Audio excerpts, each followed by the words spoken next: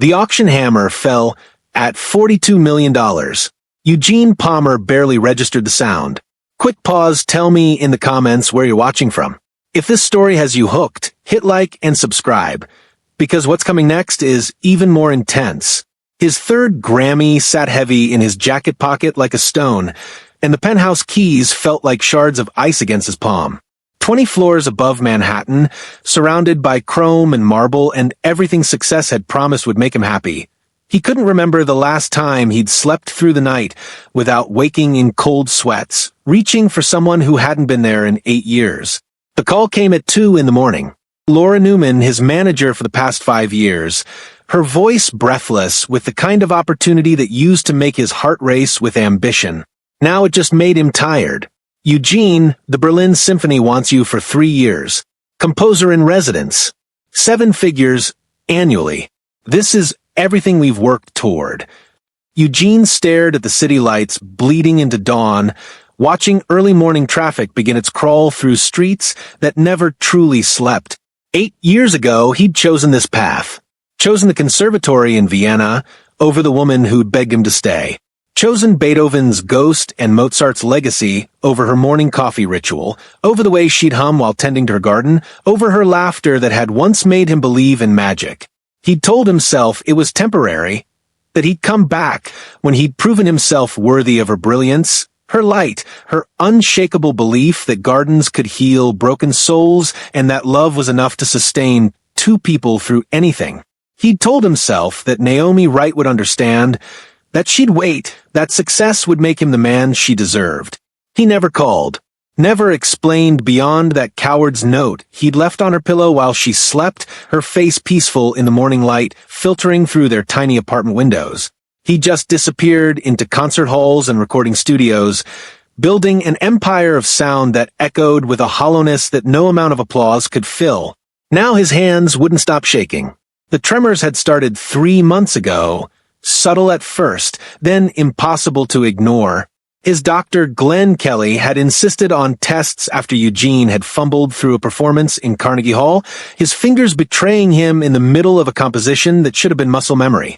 Stress-related, Glenn had said, his expression grave, "Your body is shutting down, Eugene. You're running on empty. I'm recommending you see a specialist, a cardiologist in Brooklyn. Someone who deals with high-stress professionals." Eugene had agreed, because refusing would have meant admitting something was seriously wrong, and he'd spent 8 years perfecting the art of denial. Marcus didn't believe in fate. He'd built his entire career on discipline, practice, mathematical precision in composition. But when he walked into the Brooklyn medical office 3 days later and saw the name carved into brass beside the door, Dr. Naomi Wright, cardiology, his carefully constructed world cracked down the middle like a piano string pulled too tight.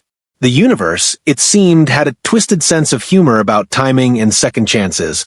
The waiting room smelled like antiseptic and regret, a combination Eugene had never experienced before but immediately recognized as the scent of reckoning. He filled out forms with trembling fingers that had nothing to do with his medical condition and everything to do with the name on the door. His Grammy-winning compositions, performances that had moved audiences to tears, collaborations with legendary musicians.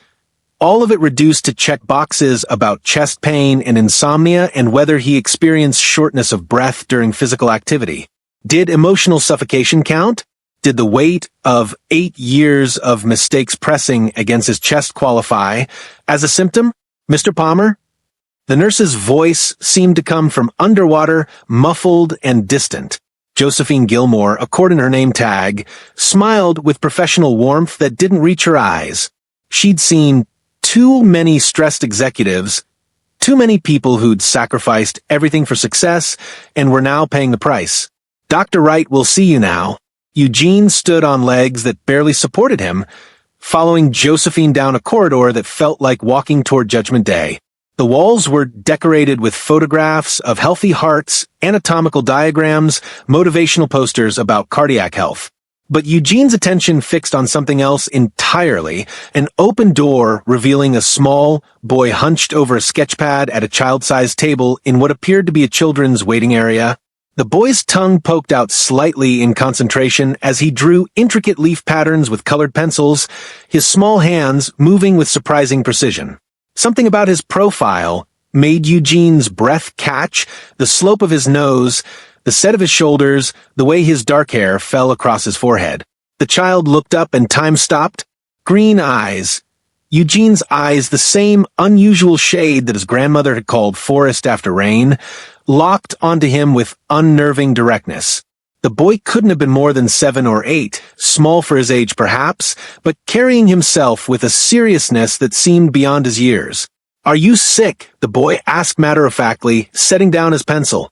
No preamble, no social niceties, just the blunt curiosity of childhood.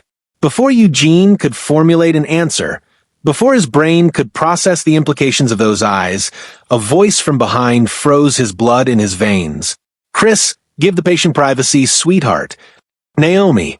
She stood in the doorway of the examination room, white coat crisp over emerald scrubs that brought out the warmth in her dark skin. Her hair, which she'd worn natural and free when they'd been together, was now styled in elegant locks pulled back in an intricate wrap. 8 years had refined her beauty into something almost painful to witness, confidence worn like armor, wisdom etched into the corners of eyes that once looked at him like he'd hung the moon and stars specifically for her viewing pleasure. Now, those eyes widened in shock, then narrowed with something that might have been pain or anger or the dangerous combination of both. The clipboard in her hands clattered to the floor, the sound echoing through the quiet wing like a gunshot. Eugene. His name fell from her lips like a curse wrapped in velvet, like a prayer she'd stopped saying years ago, but whose words still came unbidden in moments of weakness. Time collapsed. The Grammy winner worth tens of millions, who commanded 5-figure fees for a single performance, who had played for presidents and royalty, dissolved into the 26-year-old fool, who'd packed his bags while she slept, leaving nothing but a coward's note on her pillow and 8 years of silence in his wake. Naomi, he managed, his voice, the same voice that had commanded opera houses and concert halls across 3 continents, barely a whisper, rough with disuse of her name. The silence stretched taut as piano wire, ready to snap. The soft hum of medical equipment, the distant chatter of nurses, the gentle tick of the wall clock, all of it faded into background noise as 8 years of silence stretched between them like a chasm neither knew how to cross. Then, the boy's voice cut through the tension like a knife. "Mama, why do you look like you've seen a ghost?" The examination was torture disguised as medicine, every moment stretched into eternity. Naomi's touch remained professional clinical, but Eugene felt electricity in every accidental brush of her fingers against the skin. She listened to his heart, the heart that had been hollow for 8 years, pumping blood through a body that had forgotten how to feel anything real, with the stethoscope pressed cold against his chest. Her face remained impassive, but he noticed the slight tremor in her hands, the way she held her breath when she leaned close, the rapid pulse visible in her neck. She was affected by his proximity too, no matter how much she tried to hide it behind professional detachment. Elevated heart rate, she noted, her voice carefully neutral as she scribbled on his chart without meeting his eyes. Situational stress, perhaps. Perhaps. As if his heart wasn't trying to beat its way out of his rib cage just from being near her again. As if the scent of her perfume, something different now, more sophisticated than the simple jasmine she used to wear, wasn't making his head spin with memories of lazy Sunday mornings tangled in sheets that cost less than his current watch, but had contained more happiness than he'd felt since. Blood pressure elevated as well. Naomi continued, her pen moving across the paper with quick, efficient strokes. "When did the tremors start?" 3 months ago. Eugene's voice sounded hollow to his own ears. "Started small. Now they're constant." "And the insomnia?" 8 years ago. The words slipped out before he could stop them, heavy with implication. Naomi's pen stopped moving. For just a moment, her professional mask slipped, and he saw the flash of pain in her eyes before she locked it away again. "I'll need you back for a full cardiac workup," she said, her tone clipped. "Thursday, 9 a.m. Don't miss it. We'll do an EKG, a stress test, and a full blood panel." Naomi, Dr. Wright. The words came out sharp as a scalpel, cutting off whatever desperate thing he'd been about to say. In this office, I'm Dr. Wright. Do you understand? Eugene nodded, accepting the boundary she was establishing even as everything in him screamed to reach for her, to apologize, to beg for the chance to explain what had happened 8 years ago. Through the door, he could hear Chris humming, a melody that made Eugene's breath catch in his throat. It was one of his own compositions, a lullaby he'd written in Vienna during a sleepless night when Naomi's face had haunted him so badly he'd nearly bought a plane ticket home. He'd never published it, never performed it, had buried it in a notebook somewhere because it hurt too much to hear. How did her son know it? How could a child who shouldn't exist, who couldn't possibly be? He's 7, Naomi said quietly, following Eugene's gaze toward the door where Chris's humming continued, sweet and pure. In case you were calculating, 7 years old. Born 9 months after you left. The number slammed into Eugene like a freight train. 7 years old. 9 months of pregnancy plus 7 years of life. He'd left 8 years ago, walked away from their apartment and their relationship and everything they'd built together because he'd been too scared and too selfish to figure out how to balance love and ambition. Eugene's vision blurred. He couldn't finish the question, couldn't form the words that would make it real. Naomi's jaw tightened, and he saw her swallow hard before responding. Thursday, 9 a.m. Don't be late, Mr. Palmer. Consistency is important for accurate cardiac assessment. She turned away, gathering her equipment with movements that were just a fraction, too precise, too controlled. Eugene recognized the signs. She was holding herself together by sheer force of will, and he was the last person who had any right to see her break. But before she could escape, Eugene found his voice, that lullaby he's humming. How does he know? Naomi paused at the door, her hand on the handle, her back still to him. When she spoke, her voice was barely audible. You used to hum it when you thought I was sleeping. I sang it to him when he wouldn't settle down as a baby. It was the only thing that would calm him down. She took a shaky breath. Apparently, he inherited your musical ear along with your eyes. Then she was gone, leaving Eugene alone with the weight of everything unsaid and the devastating mathematics of lost time. Outside, he could hear Chris's voice, bright and innocent, asking his mother if the sad man was going to be okay. Eugene closed his eyes and wondered the same thing himself. Eugene arrived at the medical center an hour before his Thursday appointment, unable to sleep, unable to think about anything except the boy with his eyes and Naomi's carefully controlled devastation. He told himself he was early out of respect for her time, but the truth was he was desperate for another glimpse of them, desperate to confirm that what he'd seen 3 days ago was real and not some stress-induced hallucination. The medical center's children's area had been transformed into something magical, a miniature ecosystem, unlike any hospital waiting room Eugene had ever seen. Terrariums of various sizes lined the shelves, containing tiny worlds of moss and ferns and delicate flowering plants. Nature journals and botanical guides were scattered across low tables. Plant identification posters decorated the walls alongside children's drawings of leaves and flowers. Chris sat cross-legged on the floor near a sunny window, carefully transplanting seedlings from a flat into individual small pots. His small hands moved with surprising precision, gentle with the delicate roots, his expression serious with concentration. He wore a t-shirt with a diagram of photosynthesis on it and jeans with dirt already smudged on the knees. "You're early," Chris announced without looking up, somehow sensing Eugene's presence in the doorway. "Mama's appointment book says 9 o'clock for Eugene Palmer, cardiac workup. It's only 8:15. The casual way he said Eugene's full name, as if he'd memorized it, made Eugene's chest tighten. "I'm a little anxious about the tests," Eugene admitted, stepping into the space. It wasn't a lie, though his anxiety had nothing to do with medical procedures and everything to do with the family he'd abandoned. "What are you planting?" "Forget-me-nots." Chris finally looked up, those devastating green eyes studying Eugene with uncomfortable intensity. "They're Mama's favorite. She says they're for remembering important things, even when it hurts to remember." The poetry of it destroyed Eugene.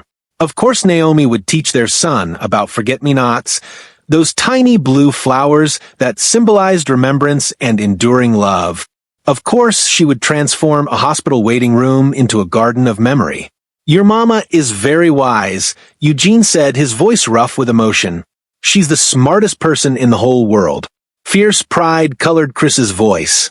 "She can fix any heart, even the really broken ones. She says hearts are tougher than people think. They can keep beating even when they're sad." Marcus felt tears threatening. What if someone's heart has been sad for a very long time?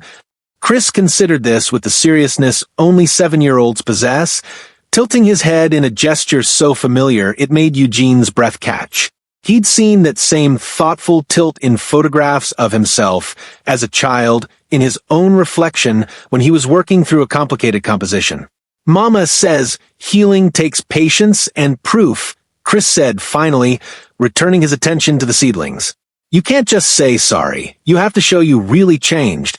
And you have to be patient while the hurt person decides if they want to trust you again. Like plants, you can't just water them once and expect them to grow. You have to keep watering them every day, give them sunlight, good soil, and talk to them nicely." Eugene sank into one of the child-sized chairs, his knees nearly hitting his chin, completely undone by the wisdom coming from this small person who was half his DNA. "Has your mama taught you a lot about plants?" "Everything," Chris said proudly. "We have a garden at home. Tomatoes, herbs, flowers. Mama says working with soil keeps you humble because it reminds you that even the smallest seed can become something beautiful if you give it what it needs." He paused, examining a seedling carefully. "She also says that some things that look dead aren't really dead. They're just dormant, waiting for the right conditions to grow again." The metaphor wasn't lost on Eugene. He watched Chris work, this beautiful boy who carried his eyes in Naomi's grace, who spoke in gardening metaphors and musical melodies, who existed as proof that love had consequences that extended far beyond the moment of choosing or not choosing. "Chris," Eugene said carefully, "do you know anything about your father?" The boy's hands stilled for just a moment before continuing their work. "Mama says he had to go away before I was born. She says sometimes people make choices they can't undo, and we have to accept that even when it's hard." Chris looked up again, his expression unreadable. "But she also says that my middle name is Eugene, which means well-born, and that I should be proud of where I come from even if I don't understand all of it yet." Eugene felt the world tilt on its axis. Chris Eugene Wright. His son carried his name, had carried it for 7 years, while Eugene had been collecting Grammys and building an empire and sleeping alone in penthouse beds that cost more than most people's cars. Before Eugene could respond, Josephine appeared in the doorway, her expression carefully neutral. "Mr. Palmer, we're ready for you." "Chris, honey, your school. Van will be here in 20 minutes. As Eugene stood to follow the nurse, Chris called after him. "Hey, music man? That lullaby you wrote, the one Mama sings to me, it's really pretty. Did you write it for someone special?" Eugene turned back, meeting those green eyes that saw too much. "Yes," he whispered. "For the 2 most important people in my world, even if I didn't know about one of them yet." Understanding flickered across Chris's young face, but before either could say more, Naomi appeared in the hallway, still in surgical scrubs, exhaustion written in every line of her body. "Chris, pack up your plants, baby. The van's here." Then, without looking at Eugene, "Mr. Palmer, examination room 3. As Chris gathered his seedlings and gardening supplies, Eugene found himself memorizing the scene. The way morning light caught in the terrariums, the smudge of soil on Chris's cheek, the forget-me-nots waiting to be transplanted into larger pots, the careful way Naomi avoided his gaze while watching their son with fierce, protective love. This was what he'd missed. Not just the big moments, first words, first steps, first day of school, but these quiet morning rituals, this world they'd built together without him, this garden of love and memory that had grown in the soil of his absence. Eugene followed Naomi down the corridor, carrying the weight of 7 years of missed moments and one question that burned in his chest. How did you begin to earn your way back into a garden you'd abandoned?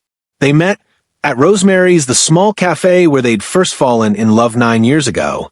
The place hadn't changed much, still had the same mismatched furniture, still smelled like cinnamon and fresh ground coffee beans, still had terrible acoustics that made every conversation feel intimate even in a crowded room. Eugene arrived 30 minutes early, claiming the same corner table where he'd first worked up the courage to ask Naomi out, his hands trembling as he ordered 2 lattes. He remembered exactly how she liked hers. Extra foam, cinnamon sprinkled on top, just enough honey to balance the bitter. The barista raised an eyebrow at his specific instructions, but Eugene had spent 8 years remembering these details, cataloging them like precious artifacts in the museum of his regret. When Naomi walked through the door at exactly 6:30, Eugene's breath caught the same way it had 9 years ago. She'd changed from her medical scrubs into a simple navy dress that hugged her curves and made her look like poetry in motion. Her locks were down now, falling in elegant waves past her shoulders. Despite the weariness etched into her features, despite the careful guardedness in her eyes, she was still the most beautiful woman he'd ever seen. "You remembered," she said softly, sliding into the chair across from him and staring at the perfectly prepared latte. Her voice carried surprise and something that might have been pain, as if his remembering made everything worse instead of better. "I remembered everything," Eugene replied, his voice rough with emotion. "Every conversation we had in this place, every laugh, every dream we shared, every promise I broke. I've been carrying it all with me for 8 years like stones in my pockets." Naomi wrapped her hands around the warm mug, using it as a shield between them, a barrier of ceramic and foam, and all the hurt he'd caused. "Then why did you leave?" The question hung in the air like smoke, acrid and suffocating. Eugene had rehearsed this conversation 1,000 times in his mind, had written and rewritten his explanation in journal entries he'd never sent, in emails he'd never mailed, in voicemails he'd recorded and deleted. But now, faced with the reality of her pain, all his carefully planned words crumbled like sheet music left too long in the rain. "Because I was 26 and terrified," he said finally, the words pulled from the deepest part of his soul. "Because when the Vienna Conservatory offered me that fellowship, when they said I could study under Maestro Hoffman, when they showed me what my life could become, I convinced myself that success was the only thing that could make me worthy of you." "Worthy of me?" Naomi's voice rose slightly, drawing glances from other patrons. She lowered it to a harsh whisper, but the intensity didn't diminish. "Eugene, I never needed you to be some celebrated composer. I didn't need you to study in Vienna or win Grammys or play for presidents. I needed you to be there. I needed you to wake up next to me and argue about whose turn it was to buy groceries and help me study for my medical boards and just be present. I know that now. God, Naomi, I know." "Do you?" She leaned forward, and Eugene saw fire in her eyes, years of accumulated pain and anger finally breaking through her professional composure. "Do you know what it's like to wake up and find the person you love more than breathing just gone? To find a note, a fucking note, Eugene, that said you needed to find yourself, and that you'd call when you could?" Eugene flinched at the profanity. Naomi had never been one to curse, had always been measured and thoughtful in her speech. The fact that his abandonment had driven her to this made him feel sick with shame. "I called you," Naomi continued, her voice breaking.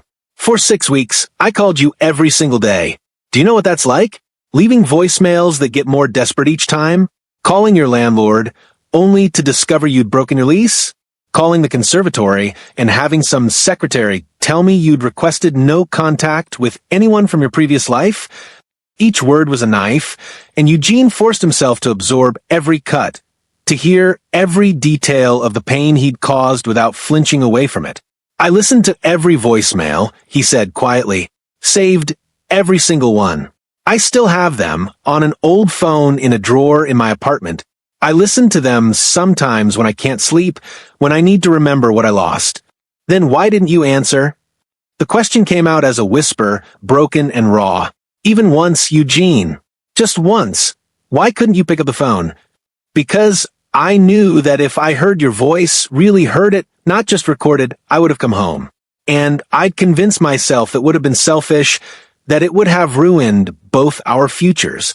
You were about to start medical school. I was about to study under one of the greatest composers of our generation. I thought I was protecting us both from having to choose. You don't get it. Naomi's hands trembled around her mug. You didn't give us a choice, Eugene. You made the decision for both of us. You decided I wasn't worth fighting for. You decided that your career was more important than our relationship. You decided to walk away, and I had to live with the consequences. What consequences? Eugene asked, though he had known since the moment he'd seen Chris in that waiting room. Naomi was quiet for a long time, staring into her coffee as if it held answers to questions she'd stopped asking years ago. When she finally spoke, her voice was barely audible over the coffee shop's ambient noise. I found out I was pregnant 2 days after you left. The words hit Eugene like a physical blow, even though he'd already pieced this together. Hearing it confirmed, seeing the devastation in Naomi's expression, made it real in a way that stole the breath from his lungs. 2 days, she repeated, her voice gaining strength. I'd been feeling off for a week, kept meaning to take a test, but putting it off because I was scared and excited and I wanted to tell you in person, wanted to see your face when you heard news. I'd planned this whole romantic reveal, candles, your favorite meal, the works. She laughed, but there was no humor in it. Instead, I woke up to an empty apartment and a note that said you'd found an opportunity you couldn't pass up. So, I went to the pharmacy alone, took the test alone, and saw those 2 pink lines alone. And then I had to figure out what to do with that information.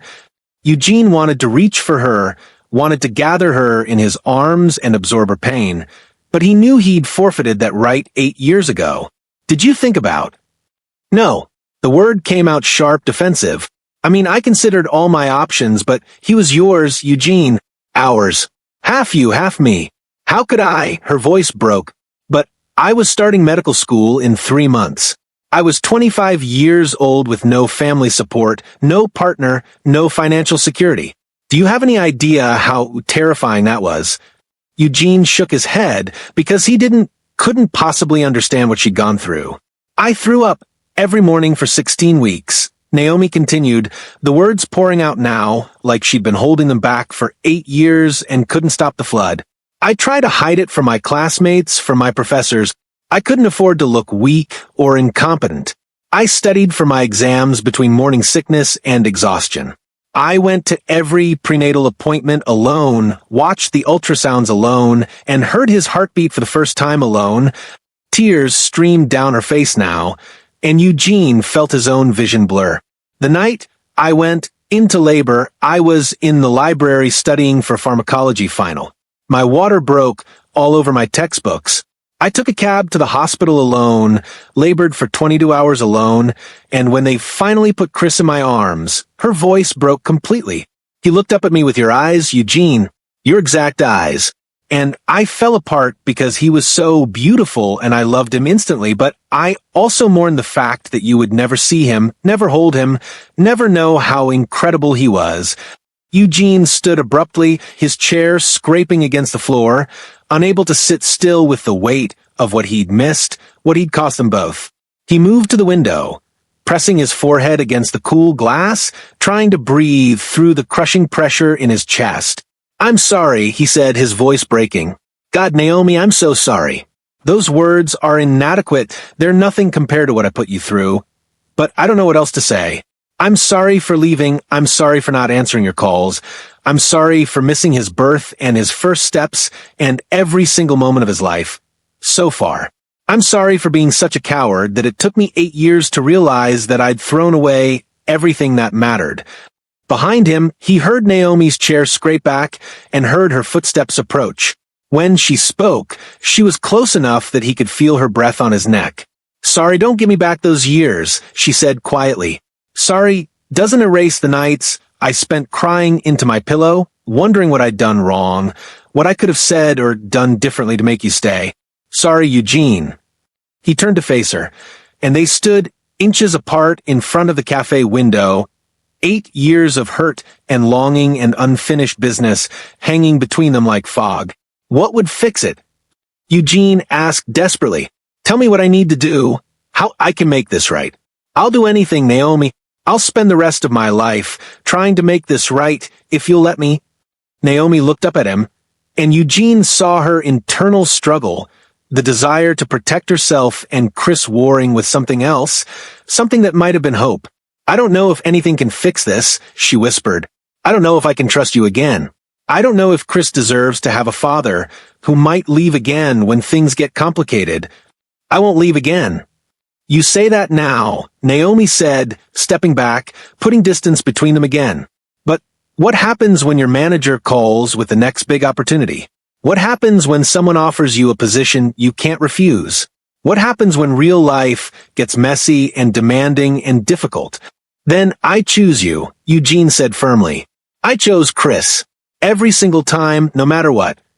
Prove it. The challenge hung in the air between them.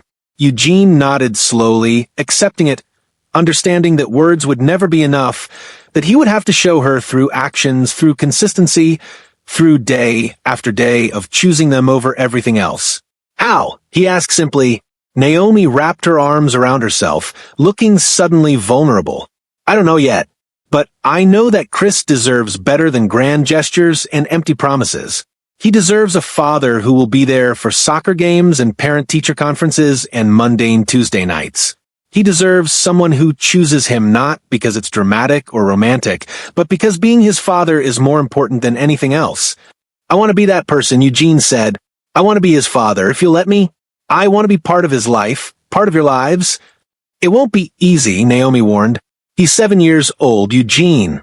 7 years of life you've missed. You can't just walk in and expect him to call you dad and for us to be a family. Real relationships take time, work, and prove yourself day after day. I have time, Eugene said. I have all the time in the world if it means earning my way back into your life. Into Chris's life. Naomi studied him for a long moment, her expression unreadable. Finally, she pulled out her phone and typed something, then showed him the screen. Saturday afternoon. 2 p.m. The Riverside Community Garden on Fulton Street. Chris volunteers there every weekend, teaching kids about composting and plant care.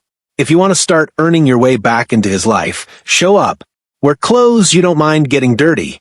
Be prepared to dig in actual soil and take instructions from a 7-year-old who knows more about gardening than most adults. Eugene memorized the address, his heart pounding with hope and terror. I'll be there. Don't make promises you can't keep, Naomi said, gathering her purse. Don't hurt him, Eugene. Whatever happened between us, whatever you did to me, I survived it. But if you hurt Chris, if you let him down, I will never forgive you. Do you understand? I understand, Eugene said, and I won't hurt him. Or you. Not again. Not ever. Naomi nodded, then turned to leave. At the door, she paused and looked back at him. That lullaby you wrote, the one Chris knows, what's it called? Eugene's throat tightened. I never gave a name. It was just something I composed one night, when I couldn't stop thinking about you. When I realized what I'd lost. He calls it Mama's song, Naomi said softly. It's been his favorite since he was a baby. The only thing that would calm him down when he had nightmares or couldn't sleep. She paused. He has your gift, you know. Perfect pitch, musical memory, all of it. He hears something once and can reproduce it note for note. With that, she was gone, leaving Eugene alone in the cafe with the ghost of their past and the fragile hope of a future he didn't deserve but wanted more than anything he'd ever wanted in his life. He sat back down at their table, his untouched latte cold now, and pulled out his phone. Laura's name appeared at the top of his recent calls. She'd been trying to reach him about the Berlin Symphony's deadline, but Eugene ignored it. Instead, he opened a new note and began making a list of everything he needed to learn about 7-year-old boys, about gardening, about being present, about choosing love over ambition. It was time to figure out how to earn his way back into the garden he'd abandoned 8 years ago. Eugene arrived at the Riverside Community Garden at exactly 1:45 p.m. on Saturday, 15 minutes early, because punctuality was one thing he could control when everything else felt terrifyingly uncertain. He'd spent the previous 2 days researching children's psychology, reading parenting blogs, and watching YouTube videos about talking to kids. None of it had prepared him for the reality of this moment, showing up to meet his son, really meet him, in a context where Eugene's fame and success meant nothing. The garden was beautiful in the way that community spaces created with love always are. Raised beds overflowed with late-season vegetables, tomatoes still heavy on their vines, squash sprawling across pathways, herbs releasing their fragrance into the warm afternoon air. Children's artwork, decorated signs marking different garden sections. A small greenhouse stood at one end, its glass panels catching the sunlight. Handmade benches, painted in cheerful colors, provided resting spots throughout the space. And there, in the center of it all, was Chris. He wore old jeans already stained with dirt, a t-shirt that proclaimed future botanist, and rain boots covered in mud. His hands were gloved, and he was instructing a group of younger children who couldn't have been more than 5 or 6 years old on the proper way to add kitchen scraps to a compost bin. See, you want to layer it, Chris was saying with the serious authority of someone who knew his subject inside and out. Brown stuff like dried leaves, then green stuff like vegetable peelings, then more brown stuff. It's like making a lasagna, except the worms eat it instead of you. The younger children giggled at this description, and Chris grinned, pleased with his joke. Eugene felt his chest tighten watching this. His son was a natural teacher, patient and enthusiastic, making learning fun. And we never put meat or dairy in the compost, Chris continued, because that attracts rats and makes everything smell bad. Only plant stuff. Who can tell me why composting is good for the environment? A little girl's hand shot up. Because it keeps garbage out of landfills. Exactly. Chris high-fived her. And it makes really good soil for our plants. Good soil means healthy plants mean good food, and good food means healthy people. It's all connected. Eugene stood at the garden gate, unsure whether to interrupt this moment of teaching. But Chris spotted him, and his face lit up with an expression Eugene couldn't quite read. Surprise, maybe, and something that might have been hope. You came, Chris called out, waving. I wasn't sure if you would. The words hit Eugene like a punch to the gut. Of course Chris wasn't sure. Why would he be? Eugene had already proven himself to be someone who didn't show up, who made choices that took him away from the people who needed him. I promised I would, Eugene said, approaching carefully. And I keep my promises. That's what Mama said. Chris turned to his young students. Okay, everyone, keep layering the compost. Remember, brown, green, brown, green. I'll be right back to check on you. He jogged over to Eugene, and up close, the resemblance was even more striking. Not just the eyes, but the shape of his face, the way he moved, even his expressions. Eugene recognized bits of himself in this small person who was growing up without him. You're really early, Chris observed.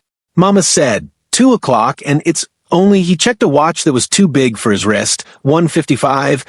I didn't want to be late, Eugene admitted. What happens when I'm here? What should I do?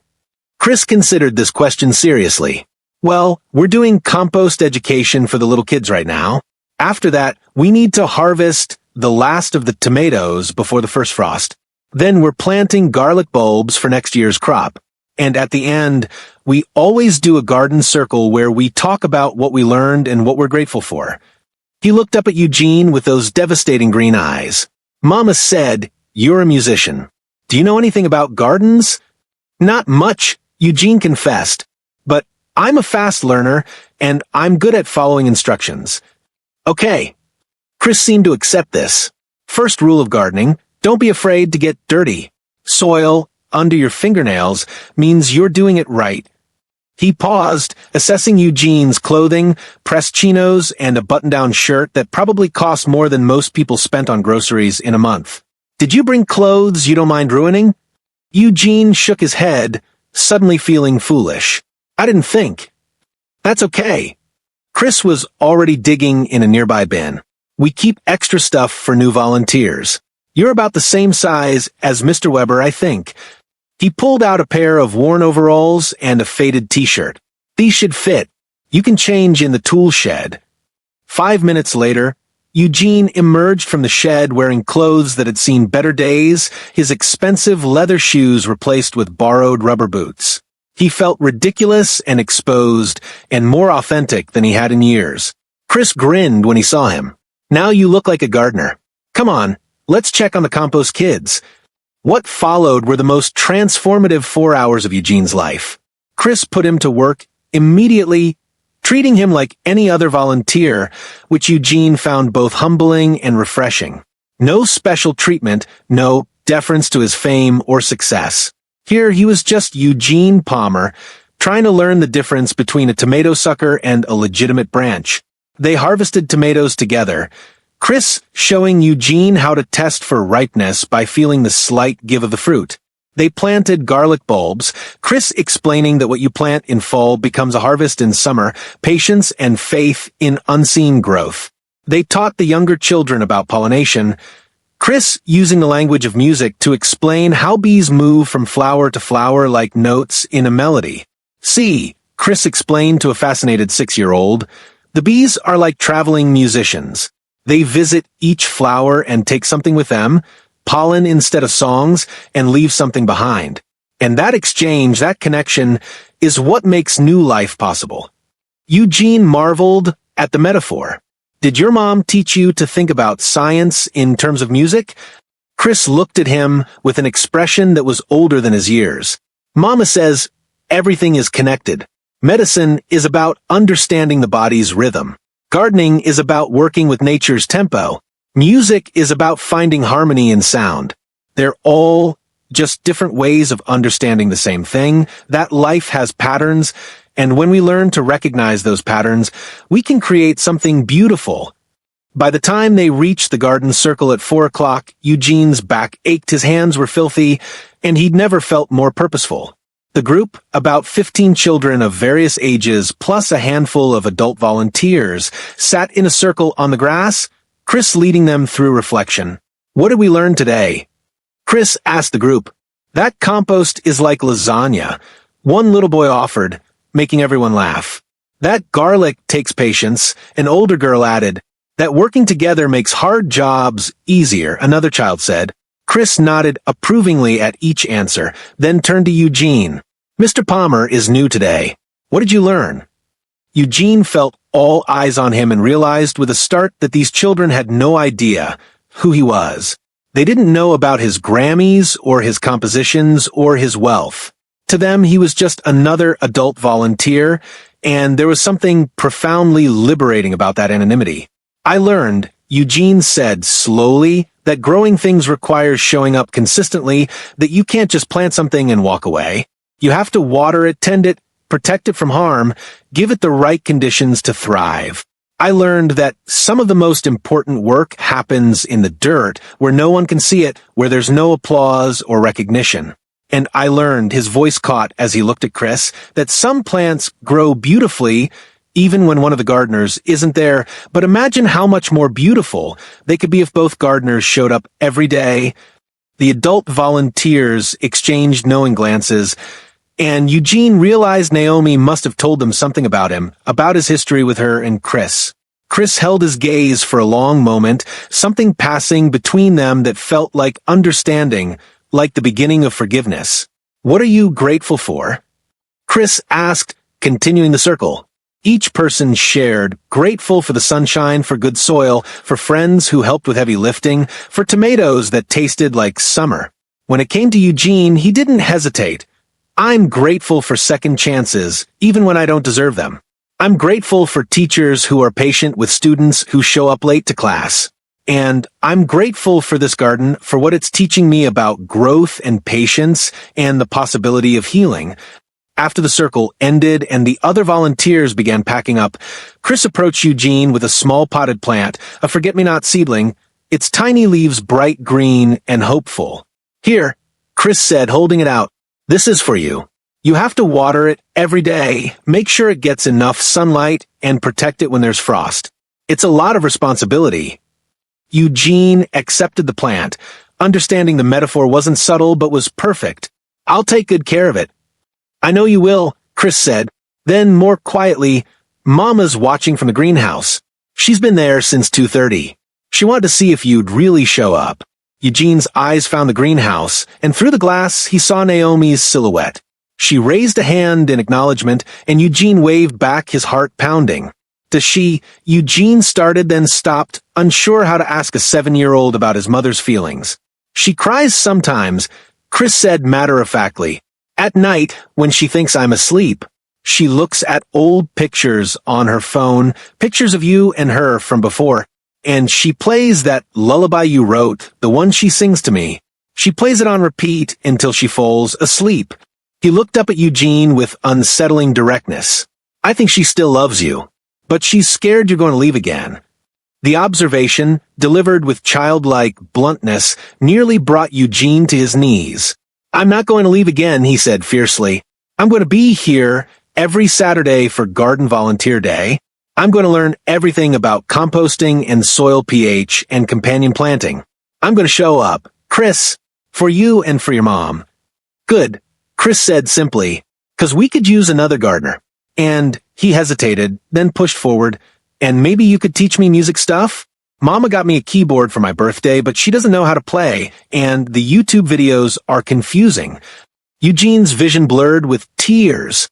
I would love that. I would love that more than anything. As they walked toward the greenhouse, where Naomi waited, Chris slipped his small, dirt-covered hand into Eugene's large one. The gesture was casual, trusting, and it felt like the most significant moment of Eugene's entire life, more meaningful than any award, any performance, any recognition he'd ever received. You know, Chris said conversationally, I knew who you were the first time I saw you in Mama's office. I'd seen pictures of you on the internet when I searched for my name. Eugene Palmer, famous composer. 3 Grammys. Net worth like $100 million. Eugene's steps faltered. You knew. I'm 7, not stupid, Chris said with a hint of sass that reminded Eugene painfully of Naomi. I know how to use Google. But I didn't care about the Grammy stuff. I just wanted to know if you were someone who'd keep showing up. He looked up at Eugene. So far, so good. But tomorrow doesn't count until tomorrow happens. The wisdom in those words, the understanding that trust was built one day at a time, one kept promise after another, humbled Eugene completely. They reached the greenhouse and Naomi emerged, still in her gardening clothes, her locks pulled back in a bandana. She looked from Eugene to Chris, taking in their joined hands the dirt on Eugene's borrowed overalls, the forget-me-not seedling he carried carefully. He did good, Mama, Chris announced. Only killed 2 tomato plants by accident, but that's normal for beginners. I killed 2 tomato plants. Eugene asked, horrified. Pull them up instead of the weeds, Chris said cheerfully. But you'll get better. Gardening is about learning from mistakes. Naomi's lips twitched in what might have been the beginning of a smile. How was it, she asked Eugene. Humbling, Eugene admitted. Educational. The best 4 hours I've spent in 8 years. He learned the compost layers on the first try, Chris said proudly. And he didn't complain when he got manure on his hands. High praise, Naomi said dryly. Chris looked between his parents, then announced, I'm going to help Mr. Weber lock up the tool shed. Be right back. He ran off, leaving Eugene and Naomi alone in the golden late afternoon light. Thank you, Eugene said simply. For this. For letting me be here. I'm not doing this for you, Naomi said, but her tone was softer than her words. I'm doing this for Chris. He deserves to know his father, if his father can prove he's worth knowing. I'll prove it, Eugene promised. Every day, starting with next Saturday. Naomi studied him for a long moment, and Eugene felt himself being assessed, measured, weighed against 8 years of absence.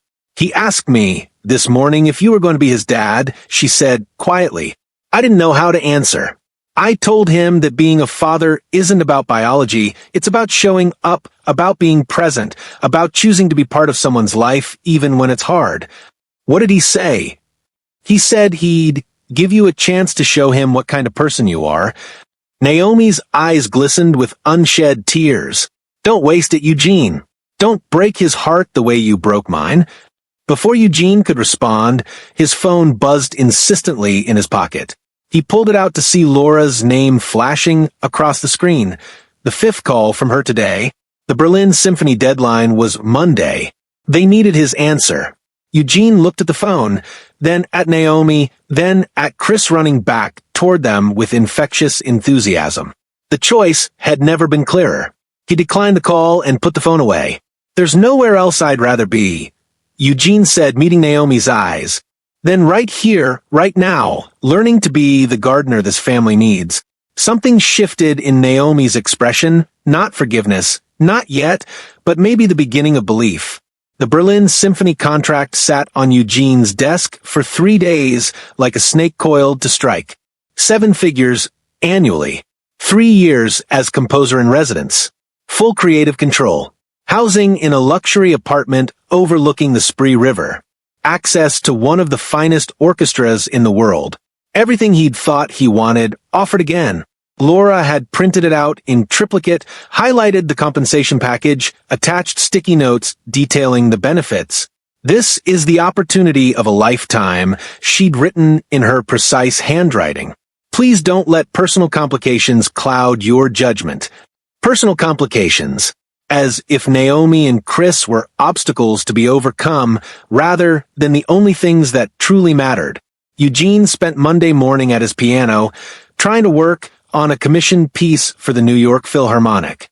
But his fingers wouldn't cooperate, the tremors worse than ever, his mind unable to focus on anything except Chris's small hand in his, the forget-me-not seedling now sitting on his windowsill, Naomi's carefully guarded hope. His phone rang at 10:15 a.m. The school's number appeared on the screen, and Eugene's heart stopped. "Mr. Palmer?" The voice on the other end was professional female.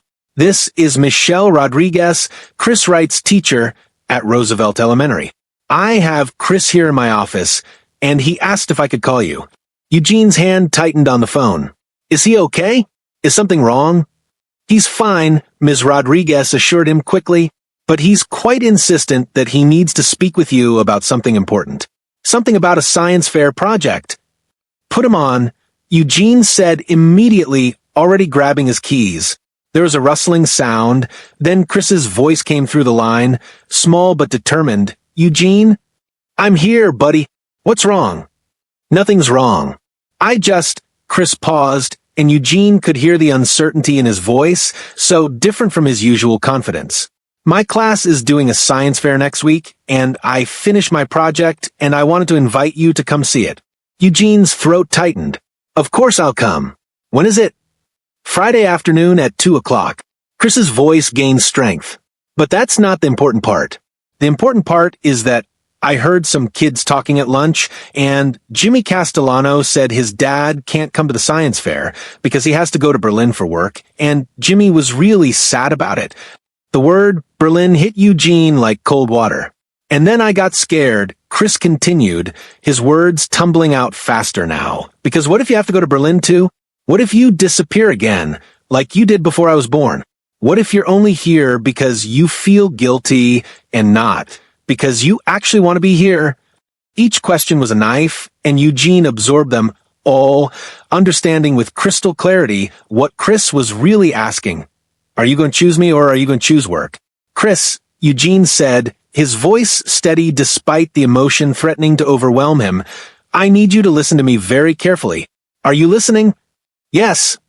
I did disappear before you were born. I made a terrible choice 8 years ago because I thought building a career was more important than building a family. I was wrong. So wrong that it took me 8 years to understand just how wrong I was. But what about Berlin?" Chris's voice was small, frightened. "There is a job opportunity in Berlin," Eugene admitted, because lying to a child who'd already been lied to by omission would be unforgivable. "A very good job opportunity that my manager wants me to take. But I'm not going to take it." "Are you sure? What if it's really important?" "You're more important," Eugene said fiercely. "You and your mom are more important than any job, any opportunity, any amount of money or fame or success. I will be at your science fair on Friday at 2 o'clock. I will be at the garden on Saturday. I will be wherever you need me to be, because being your father, earning the right to be your father, is the most important thing I will ever do." The line was quiet for a moment, and Eugene held his breath, waiting. "Okay," Chris said finally. "Okay. Ms. Rodriguez wants her phone back now." "But Eugene." "Yeah. Thank you for answering. Mama said you're good at not answering phones, so I wasn't sure if you would." The comment, delivered with childlike honesty, destroyed Eugene. "I'll always answer when you call," he promised. "Always." After they hung up, Eugene sat at his piano and stared at the Berlin contract. His phone buzzed with a text from Laura, "Need your answer by end of day. The Berlin Symphony is getting impatient." Eugene picked up his phone and dialed Glenn Kelly's number. His friend and doctor answered on the second ring. "Eugene, is everything okay with your heart?" "My heart's fine," Eugene said. "But I need to ask you something. If you had to choose between the career you'd always dreamed of and the family you'd never expected to have, what would you choose?" Glenn was quiet for a moment. "Is this about Berlin?" "Among other things." "Then I'd choose family," Glenn said without hesitation. "Every time. Because in 30 years, no one remembers the concerts you performed or the contracts you signed. But they remember whether you showed up for the people who needed you." Eugene nodded, even though Glenn couldn't see him. "That's what I thought you'd say." "You've already made your decision, haven't you?" "Yeah," Eugene said, feeling a weight lift from his shoulders. "I think I have." He hung up with Glenn and immediately called Laura. "Eugene, finally," she answered, relief evident in her voice. "I've been trying to reach you for days. Berlin needs an answer by 5 o'clock today, and I really think—" "I'm declining the offer," Eugene interrupted. The silence on the other end was deafening. "I'm sorry, what?" "I'm declining the Berlin Symphony position," Eugene repeated, his voice steady and certain. "And I'm stepping back from most of my performance commitments. I want to transition to a composing-only schedule, something that keeps me in New York, that lets me have a life outside of concert halls." "Eugene, this is $8 million over 3 years," Laura said, her voice rising.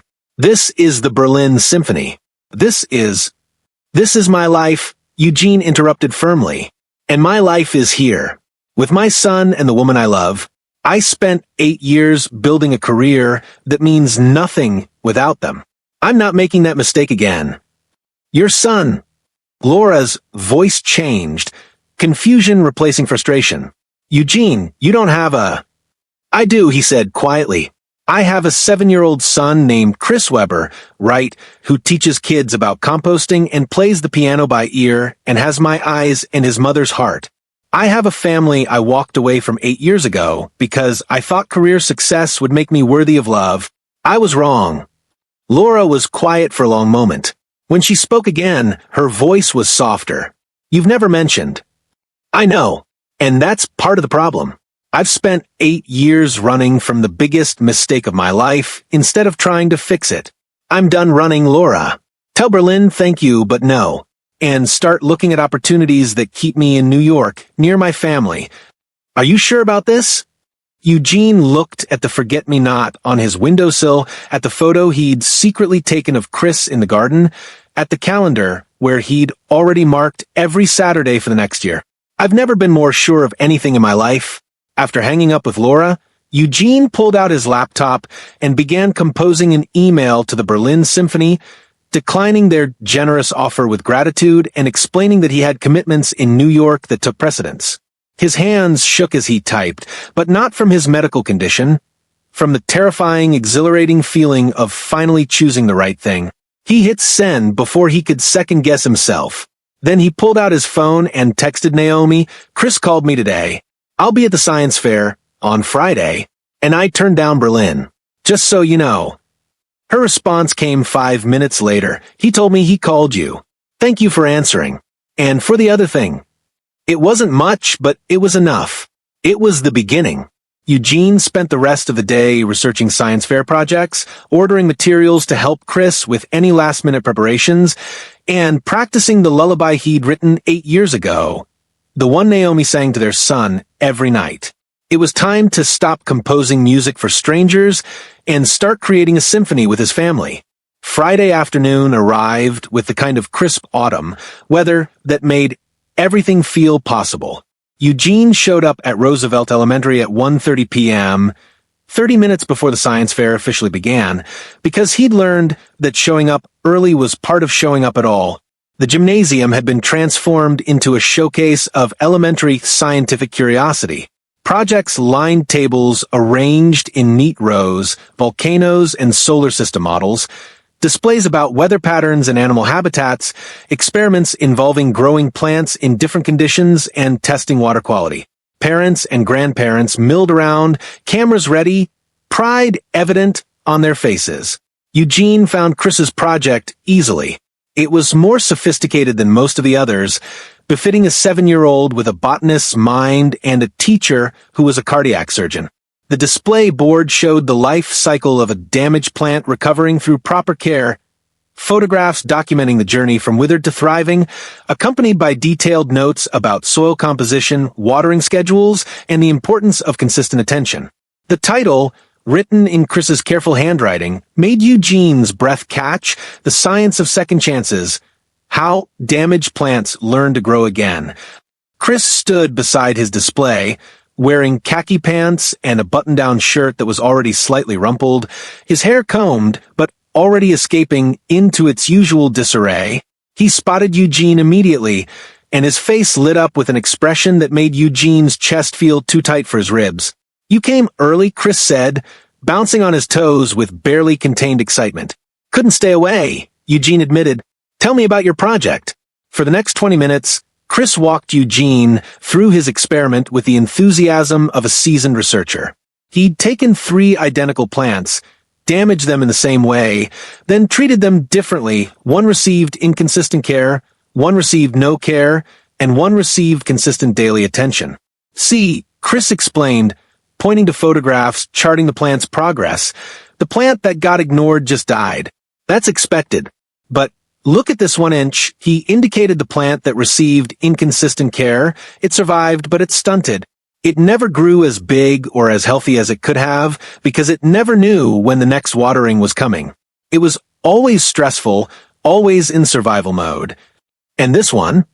Eugene asked, pointing to the 3rd plant, which in the final photographs was lush and thriving. "This one got watered every single day at the same time," Chris said. "It got the right amount of sunlight, good soil, and protection from frost. It knew what to expect, so it could put its energy into growing instead of just surviving. That's the plant that produced flowers." Eugene stared at the display, understanding the metaphor wasn't subtle but was devastating in its accuracy. "What made you choose this project?" Chris looked up at him with those 2 perceptive green eyes. "I wanted to understand if things that get hurt can really heal. If someone who didn't take care of something properly could learn to do better. If consistency matters more than big gestures." "And what did you learn?" "That consistency matters most," Chris said firmly. "That plants and people need to know they can depend on the people taking care of them. That healing is possible, but it takes time and patience and showing up every single day, not just when it's convenient." Before Eugene could respond, Naomi's voice came from behind them. "Pretty sophisticated hypothesis for a 2nd grader." Eugene turned to find her approaching, still in her hospital scrubs with a white coat thrown over them, her hair pulled back in a practical bun. She looked exhausted and beautiful and guarded, and Eugene's heart ached with wanting to be someone she could trust again. "Mama!" Chris launched himself at her, and she caught him easily, pressing a kiss to the top of his head. "You made it." "I told you I'd try," she said, setting him down.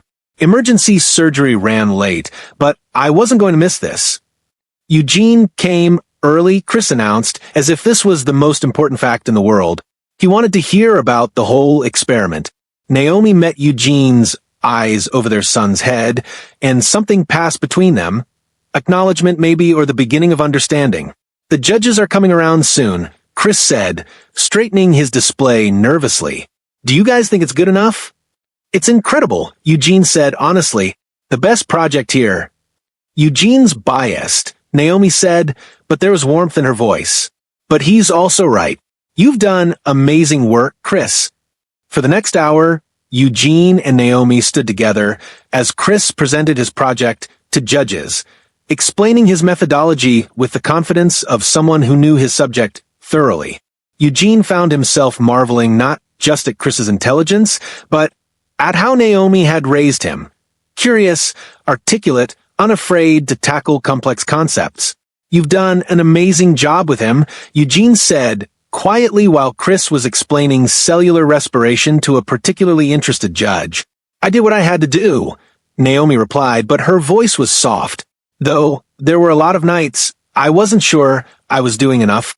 You were more than enough. Look at him, Naomi. He's extraordinary.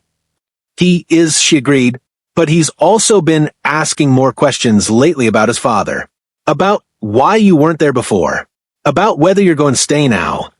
Eugene watched Chris gesture enthusiastically at his display board, his whole body animated with passion for his subject. What do you tell him? The truth, Naomi said, that his father made a choice 8 years ago that he regrets. That people can change, but they have to prove it through actions, not words. That love without commitment is just a feeling, and feelings aren't enough to build a life on. And if I prove it, Eugene asked, turning to face her fully. If I show up every day, if I choose you both over everything else, if I earn my way back into your lives, what then? Naomi's eyes glistened with unshed tears. Then we figure out what comes next, together. Before Eugene could respond, the principal's voice boomed over the microphone. Ladies and gentlemen, it's time to announce our science fair winners. Chris bounced nervously beside his display, and Eugene found himself holding his breath as the principal announced third place, then second place. When Chris's name was called for first place in the biological sciences category, Eugene's chest swelled with pride, so intense it was almost painful.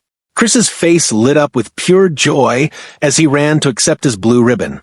But instead of going back to his display, he ran straight to Eugene and Naomi, holding the ribbon between them. We won, he said breathlessly. Our project about second chances won.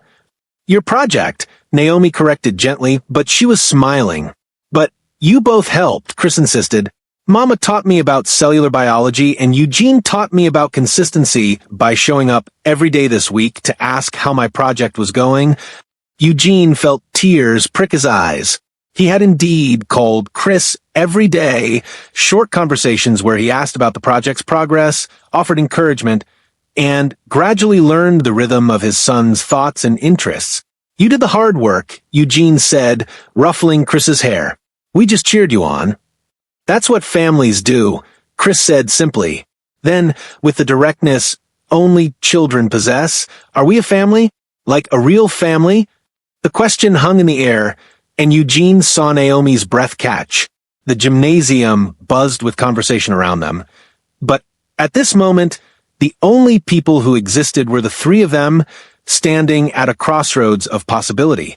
Eugene looked at Naomi, seeking permission. She gave the smallest nod.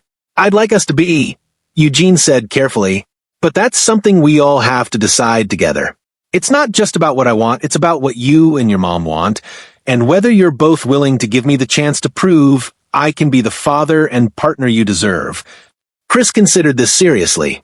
Mama says science is about testing hypotheses. So maybe we should test the hypothesis that you can be a good dad. See if the data supports it. Despite the heaviness of the moment, Eugene couldn't help but smile. That's very scientific of you. I learned from a best, Chris said, grinning up at Naomi. As they prepared to leave the science fair, Chris walking between them while clutching his blue ribbon, Eugene felt something shift in the air between him and Naomi. Not resolution, not yet, but possibility. The possibility that broken things could be repaired, that damaged relationships could grow again, that consistency and commitment might be enough to build something real.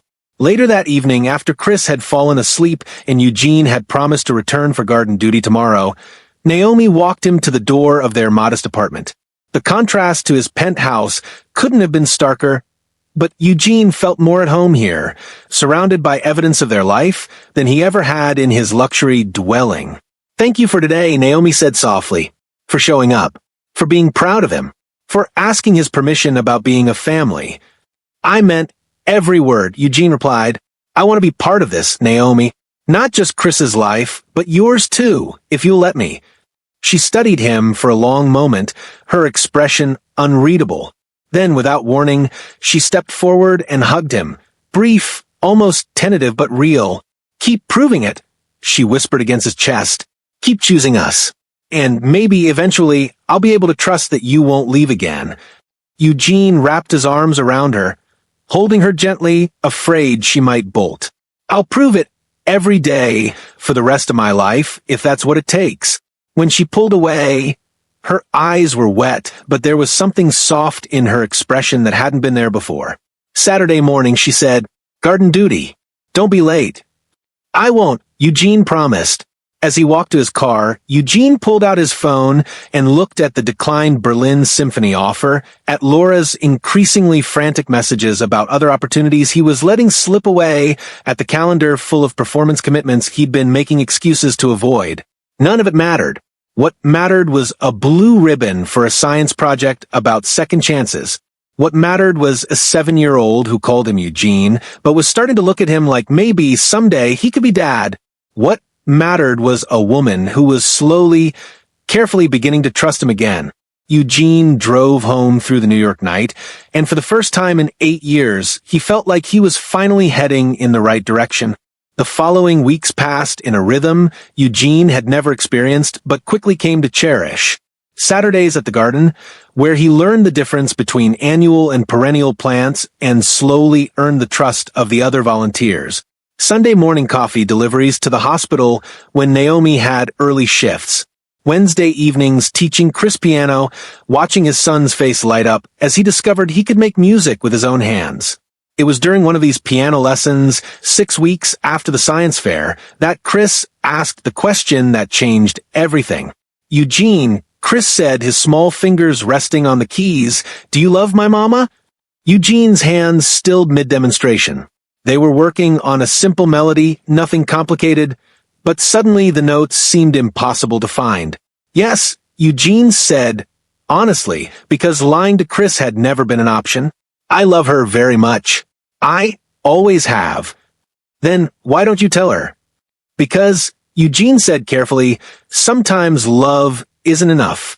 Sometimes you have to prove that your love is backed up by action, by consistency, by choosing the person you love every single day. Your mom was hurt very badly when I left. She needs to know that I won't hurt her again before I can ask her to trust me with her heart." Chris absorbed this, his expression thoughtful. "How will she know you won't leave?" "By me not leaving," Eugene said simply, "day after day, week after week. By showing up even when it's hard, even when it's inconvenient, even when there are other things I could be doing." "Have you done that?" Chris asked. "Shown up even when it was hard?" Eugene thought about the opportunities he'd turned down, not just Berlin, but performances in Tokyo, a composer-in-residence position at Juilliard, a lucrative recording contract that would have required months of studio time in Los Angeles.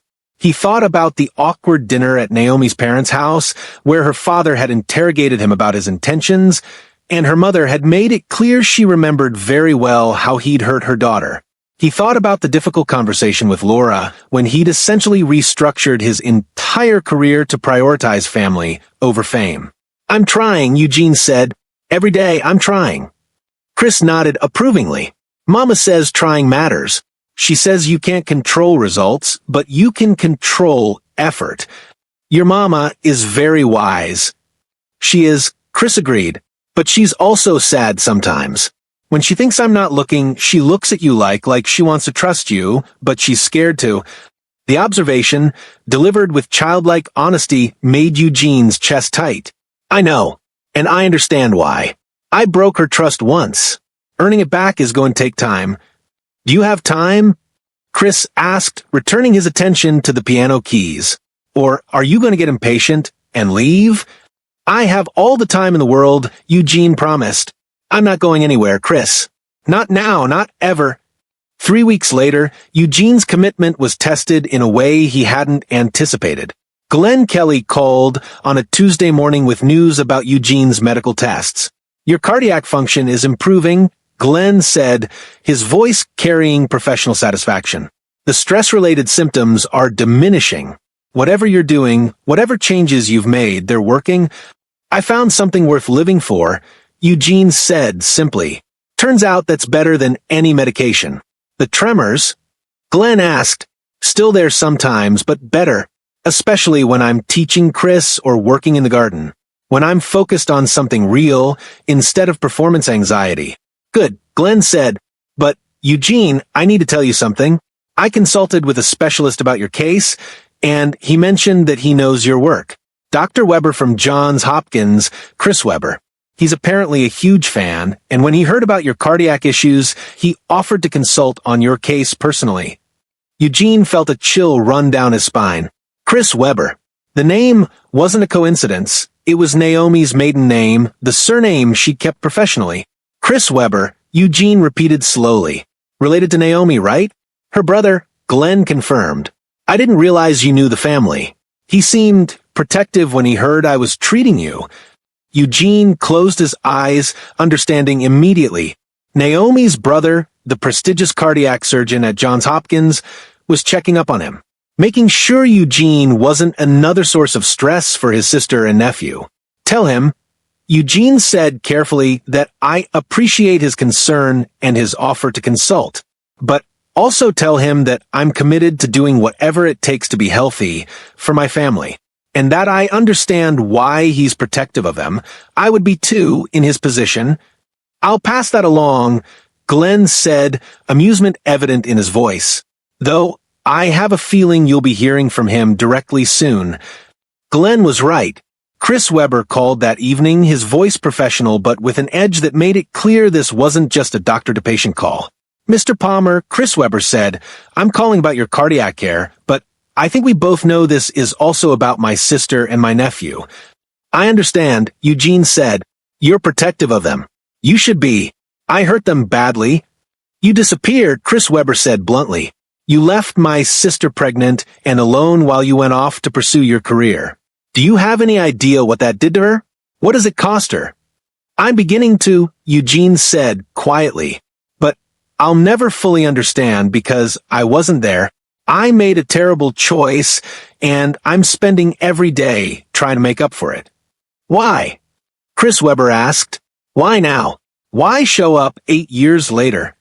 Because I finally understood that success without them means nothing. Because I have a son who deserves a father. Because I love Naomi and I never stopped loving her, and I want the chance to prove that love isn't just a feeling. It's a choice I make every day. Chris Weber was quiet for a moment. She's been happier lately, he said finally, his voice softening slightly. More like herself than she's been in years. Mom says it's because you've been showing up consistently. But, Eugene, if you hurt her again, if you leave again, I will personally make sure you regret it. Do you understand? I understand, Eugene said, and I won't leave. Not again. Not ever. Then prove it, Chris Weber said, echoing his nephew's words from weeks ago. Prove you're someone worth trusting. The conversation weighed on Eugene as December approached. He'd been part of Chris and Naomi's life for 3 months now. Not long in the grand scheme of things, but long enough to understand what he'd been missing, long enough to know with certainty that this was where he belonged. The garden hosted a winter solstice celebration, a community gathering to mark the season and celebrate the year's growth. Eugene helped Chris set up luminarias along the pathways, string lights through the bare branches of fruit trees, and prepare hot cider for the volunteers. Naomi arrived late, coming straight from a hospital, still in her scrubs beneath a heavy coat. She found Eugene and Chris near the greenhouse, laughing as they tried to untangle a particularly stubborn set of lights. You two look like you're having fun, she said, her voice warm with affection. Eugene's really bad at untangling lights, Chris announced cheerfully, but he keeps trying anyway. That's called persistence, Eugene said mock seriously. It's an important quality. Is it working? Naomi asked, amusement dancing in her eyes. Not even a little bit, Eugene admitted, showing her the hopeless knot. But I refuse to give up. Naomi stepped forward, and within 2 minutes had the lights untangled. Sometimes, she said, handing the freed strand to Chris, you just need the right approach. The community gathering was beautiful. Neighbors sharing food, children running through the paths with glow sticks, volunteers swapping stories about the year's best harvests and biggest challenges. Chris gave a speech about next year's plans for expanding the children's education program, and Eugene felt pride swell in his chest at his son's confidence and vision. As the evening wound down and most families headed home, Eugene found himself alone with Naomi near the greenhouse. Chris had gone with one of the other volunteers to help store supplies, giving them a rare moment of privacy. "Thank you," Naomi said softly, "for all of this, for showing up at the garden every week, for teaching Chris piano, for being patient with me while I figure out how to trust you again. I would wait forever if that's what it took," Eugene said. "I know," Naomi replied, and there was something in her voice that made Eugene's heart race. "And that's what's different this time. 8 years ago, you were in a hurry to prove yourself, to achieve success, to become someone important. Now you're willing to take your time, to let things unfold naturally. That matters. I learned that rushing important things breaks them," Eugene said, "and you're too important to risk breaking again." Naomi turned to face him fully, and in the soft glow of the string lights, she looked ethereal. "I'm starting to believe you," she whispered. "I'm starting to trust that you won't leave again." "I won't," Eugene promised. "I'll say it as many times as you need to hear it. I'm here, Naomi. I'm choosing you and Chris every single day, and I will continue choosing you for the rest of my life. Eugene, marry me," he said, the words tumbling out before he could second-guess them. He hadn't planned this, hadn't prepared a speech or arranged a perfect moment, but standing in the garden they'd cultivated together, surrounded by evidence of growth and patience and things that healed with proper care, it felt right. Naomi's eyes went wide with shock. "I know it's only been 3 months," Eugene continued quickly, reaching into his pocket for the ring he'd carried every day since the science fair, the same ring he'd bought 8 years ago in Vienna and never had the courage to present. "I know I have a lot more to do, but I also know that I love you, that I want to build a life with you and Chris, that I want to be your husband and his father, and the man you both deserve." He dropped to one knee right there on the garden path, under the winter stars, holding out a ring that represented 8 years of regret and 3 months of redemption. "Naomi Wright," he said, his voice breaking with emotion, "will you give me the honor of spending the rest of my life earning your trust? Will you marry me?" For a long moment, Naomi just stared at him, tears streaming down her face. Then she started laughing, not cruel laughter, but the kind that comes from joy and relief and emotions too big to contain. "You're asking me to marry you in a community garden," she said between laughs and tears, while wearing mud-covered boots, with no warning. "Is that no?" Eugene asked, his heart hammering. "It's a yes, you idiot," Naomi said, pulling him to his feet and into her arms. "It's a yes. Yes, yes, yes." Eugene slipped the ring onto her finger, a perfect fit, because he'd measured it against the only piece of jewelry she'd never thrown away, a bracelet he'd given her 9 years ago that she still wore on occasion. They kissed under the string lights, surrounded by sleeping gardens that would bloom again in spring, and Eugene understood finally what it meant to come home. Group hug. Chris's voice came from behind them, and they broke apart to find their son running toward them with Chris Webber and Josephine Gilmore, who worked as a volunteer coordinator, right behind him. "Did you ask her?" Chris demanded breathlessly. "Did she say yes?" "She said yes," Eugene confirmed, and Chris launched himself at both of them, wrapping his arms around their legs. "Does this mean you're going to be my dad?"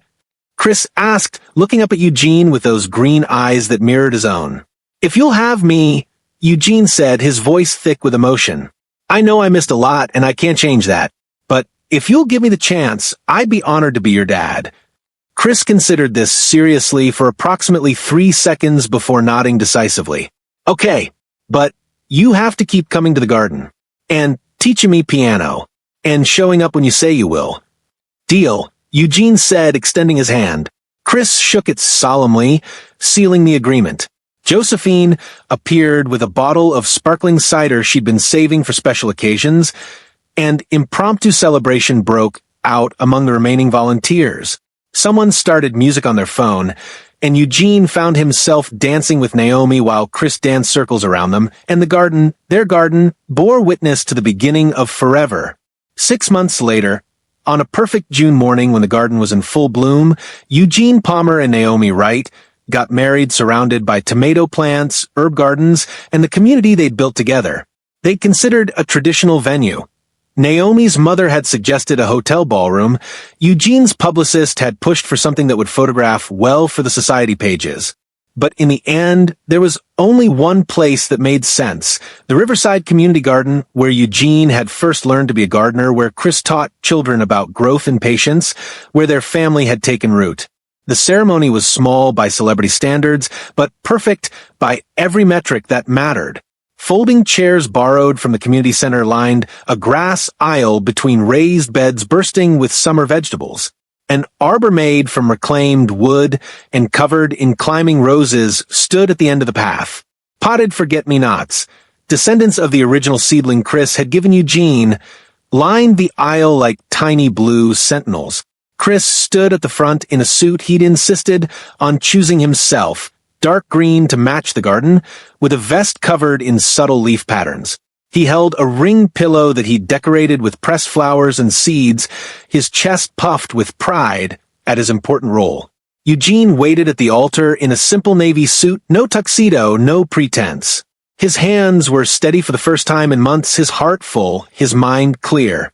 Glenn Kelly stood beside him as best man, and Chris Webber, who'd come around considerably over the past months, served as a groomsman alongside Eugene's brother.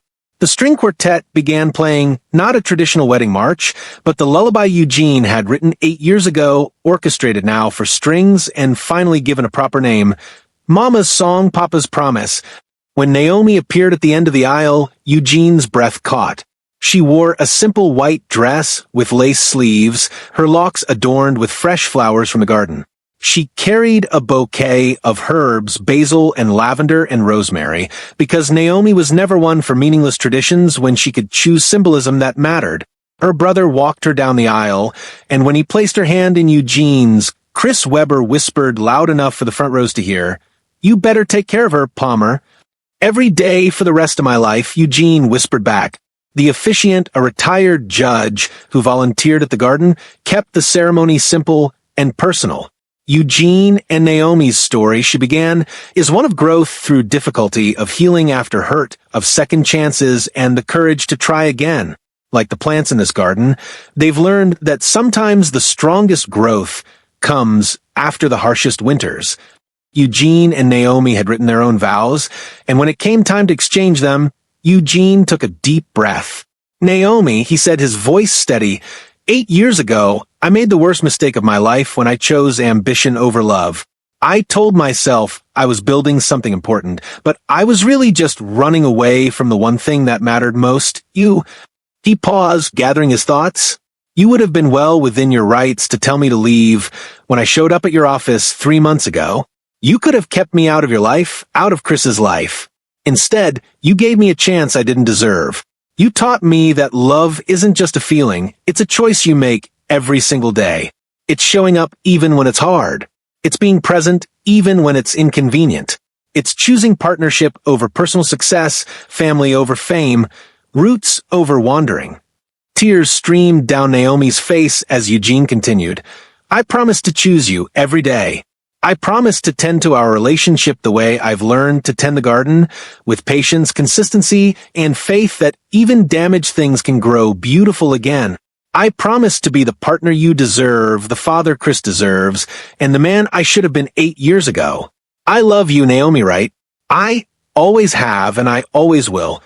Naomi wiped her eyes before speaking, her voice strong despite the emotion. "Eugene Palmer, you broke my heart 8 years ago. You left me alone and pregnant and convinced that I wasn't enough to make you stay. For years, I carried that wound, used it as armor to protect myself from ever being hurt like that again." She squeezed his hands tighter. "But you came back, and more importantly, you stayed.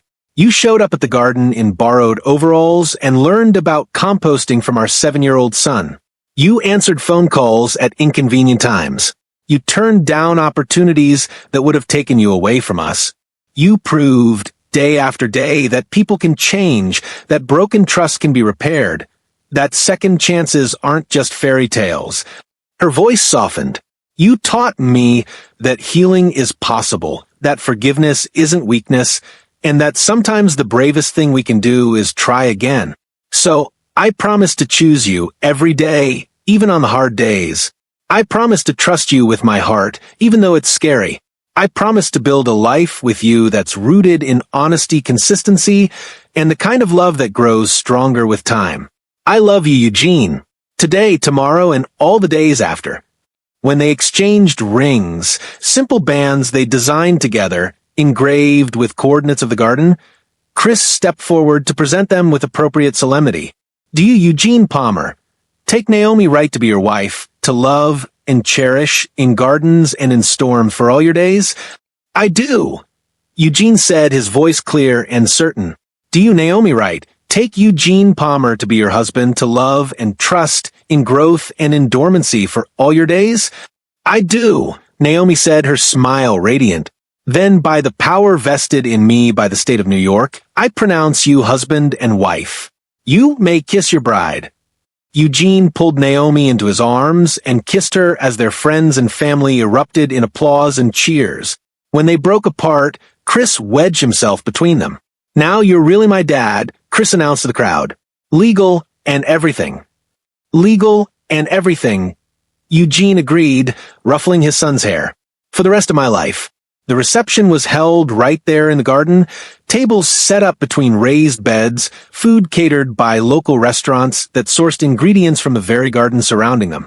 Instead of assigned seating, people mingled freely, moving between tables, sharing stories, celebrating community as much as marriage.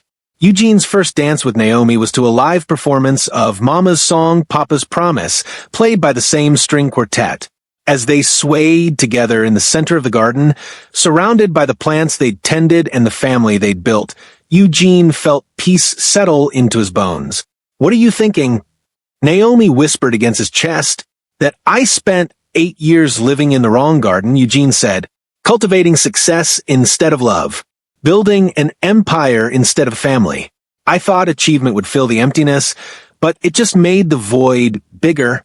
And now, Naomi asked, looking up at him, now I'm exactly where I belong. In the garden that matters most, the one I almost lost, but somehow got a second chance to tend. After their first dance, Chris insisted on a parent-child dance, so Eugene and Naomi each took one of his hands, and the three of them danced together, Chris giggling as they spun him around. The photographer captured the moment, not posed or formal, just real joy, real connection, real family. Later in the evening, as the sun began to set and string lights illuminated the garden, Chris Webber approached Eugene with 2 glasses of champagne. For not screwing it up, Naomi's brother said, simply handing Eugene a glass. I'm trying not to, Eugene replied. She's happy, Chris Webber observed. Happier than I've seen her in years. My nephew adores you. Even my mother is coming around, and that's saying something given how protective she is. I know I have a lot to prove still, Eugene said. You've proven the important stuff, Chris Webber said. You've proven you can show up. You've proven you can put them first. You've proven you understand that love is a verb, not just a feeling. He paused. For what it's worth, I'm glad you came back. Even if you put us all through hell to get here. The evening wound down with toasts, heartfelt speeches from friends and family, embarrassing stories from Eugene's brother about childhood piano recitals, moving words from Naomi's mother about the strength it takes to forgive and the courage it takes to try again. When it was Eugene's turn to speak, he pulled Naomi and Chris to his side. I spent my 20s chasing success, Eugene said to the assembled guests. Awards, accolades, applause. I thought that's what would make me happy, what would make me worthy of love, but I was wrong. Success without someone to share it with is just noise. Achievement without family is just emptiness dressed up in expensive suits. He squeezed Naomi's hand. This woman taught me what really matters. She showed me that love is patient work, daily tending, consistent care.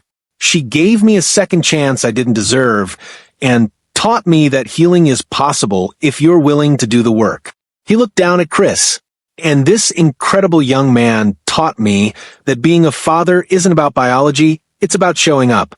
It's about being present for the mundane moments as much as the milestone ones. It's about choosing to be part of someone's life every single day, not just when it's convenient or dramatic.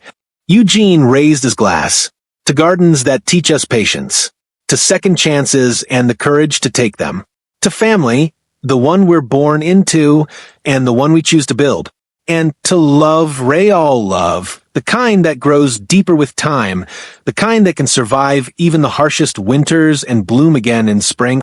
As everyone toasted, Eugene caught Chris Webber's eye across the crowd. Naomi's brother nodded once, a gesture of respect and acceptance, and Eugene felt another piece of his redemption click into place. The party continued late into the evening, but eventually the guests departed, leaving just the three of them, Eugene, Naomi, and Chris, sitting on a bench in the center of the garden, surrounded by the plants they'd tended together. "I don't want this day to end," Chris said, leaning against Naomi's side. "Every ending is just a new beginning," Naomi said softly, pressing a kiss to his forehead. "Like when plants die back in winter, but their roots are still alive," Chris added, always the botanist. "They're just getting ready for spring." Eugene put his arm around both of them, feeling the rightness of this moment settle into his soul. "Then let's look forward to spring," he said, "to all the springs we'll have together." They sat in comfortable silence, watching the stars emerge above the garden, and Eugene understood finally what it meant to be truly successful. Not Grammys or bank accounts or penthouse apartments. Success was a 7-year-old boy falling asleep between his parents, secure in the knowledge that they would both be there when he woke up. Success was a woman who'd learned to trust again. Success was a garden tended together, growing beautiful things through patience and care. Success was coming home after being lost for 8 years, and finding that home still had room for you if you were willing to do the work to earn your place there. As the evening grew late, they walked home together through the quiet Brooklyn streets, Chris drowsy on Eugene's shoulders, Naomi's hand in his, and Eugene felt gratitude so profound it was almost painful. Some gardens, he'd learned, are worth more than any stage. Some music can only be heard in the laughter of your child. And some chances, precious, hard-won, transformative, are worth fighting for with everything you have. Eugene Palmer had spent 8 years living in the wrong garden, but he'd found his way back to the one that mattered most. And this time, he was never leaving again. If you enjoy watching this, please like and subscribe, and I will see you on the next one.